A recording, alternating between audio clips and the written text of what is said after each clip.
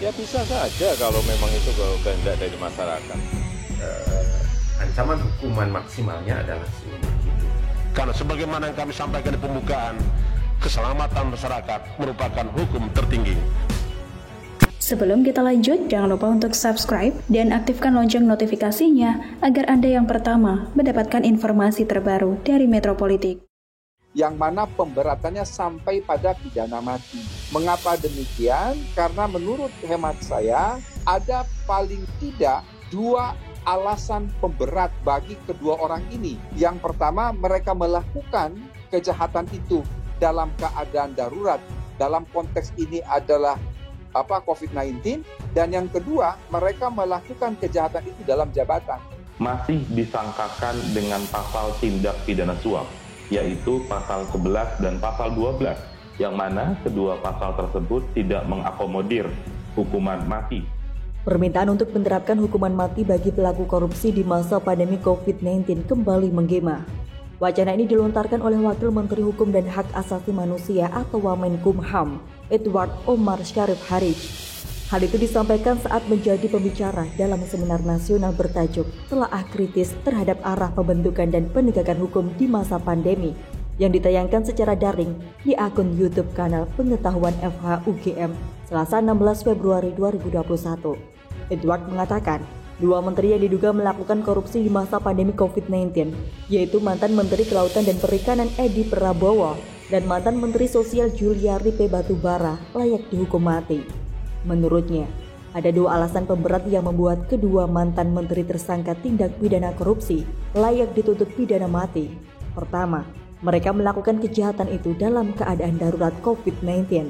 Kedua, mereka melakukan kejahatan itu dalam jabatannya sebagai menteri. Terkait penanganan 2 perkara saat ini, yaitu Kementerian Sosial dan di Kementerian Kelautan dan Perikanan, saat ini pasal yang diterapkan oleh KPK adalah pasal dugaan suap, pemberian dan penerimaan suap yang di dalam undang-undang ancaman hukuman maksimalnya adalah seumur hidup.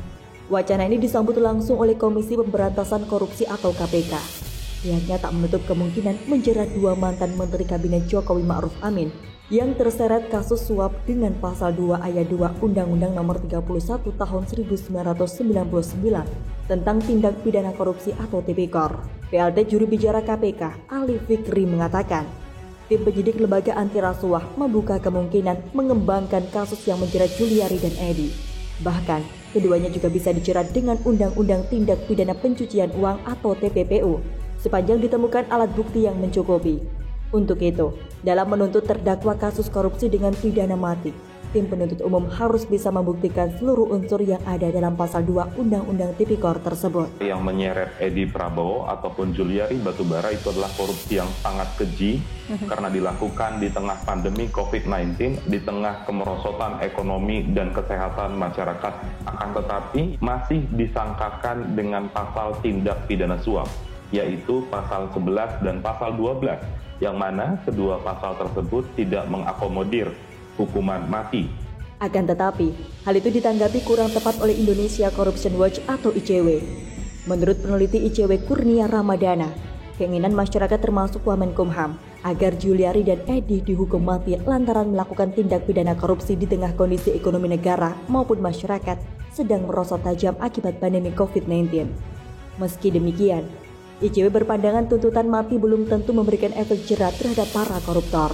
ICW menilai pemberian efek jerat kepada pelaku kejahatan korupsi lebih tepat jika dikenakan kombinasi hukuman berupa pemidanaan penjara seumur hidup serta diikuti pemiskinan koruptor.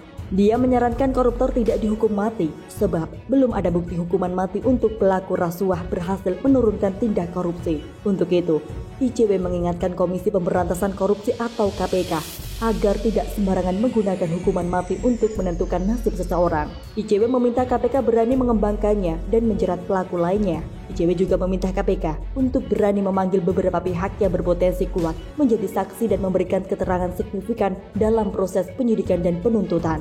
Akan tetapi, pengacara mantan Menteri Sosial Juliari P. Batubara, Magdir Ismail, tidak setuju dengan penggunaan hukuman mati kepada pelaku korupsi. Hukuman itu dianggap berlebihan. Menurut dia, penggunaan hukuman mati dalam kasus dugaan suap pengadaan bantuan sosial atau bansos di Kementerian Sosial masuk dalam kategori overcriminalization atau kriminalisasi berlebihan. Pelaku rasuah dalam kasus itu dinilai masih berhak untuk bertobat. Saya tidak akan melindungi yang terlibat korupsi dan kita semuanya percaya KPK bekerja. Masyarakat memang berkehendak seperti itu ya dalam rancangan undang-undang pidana, tipikor itu dimasukkan. Tapi sekali lagi juga tergantung kepada yang ada di legislatif. Kalau ada yang masih membandel, kalau ada niat untuk korupsi, ada mensrea, maka silahkan Bapak Ibu digigit dengan keras. Seperti diketahui, Presiden Joko Widodo atau Jokowi menegaskan tidak akan melindungi menterinya yang terlibat kasus korupsi. Selain itu, pemerintah akan terus konsisten mendukung upaya pencegahan dan pemberantasan korupsi. KPK tetap akan bertindak tegas dan sangat keras kepada para pelaku korupsi, terutamanya dalam keadaan penggunaan anggaran penanganan bencana.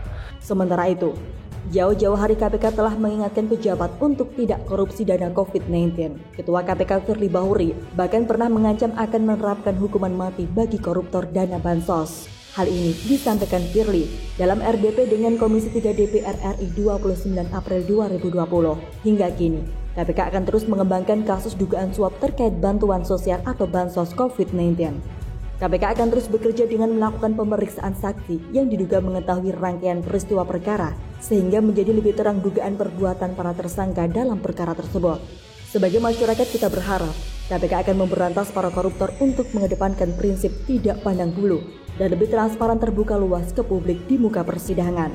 Dengan demikian, diharapkan Indonesia dapat terbebas dari koruptor dan masyarakat kembali percaya dengan kinerja pemerintahan.